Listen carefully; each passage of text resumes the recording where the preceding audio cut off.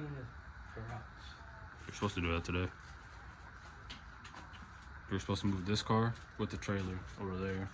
Then my I dad was gonna tell you that because I want to take this car out of here. yeah, my dad wants to move this car here, and then we're gonna move my car here, so we could take it in and out when we have to. Cause we gotta wash it again too. She's dusty and crusty, and I gotta take it to work at some point to tighten up some stuff. Put it on the lift. I gotta put that underneath the mount for the transmission on the rear, somewhere in there. But yeah, no, this is just turning into rambling. So either this is gonna be the end of the video, or you're gonna see me pulling off that back window. But I don't know. It's gonna be a pain in the butt because there's a rib nut on there that does not want to come out. But anyways,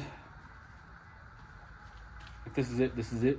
If not, I'm gonna cut this whole part out, and then all of a sudden you're just gonna see me playing with a window. So deuces.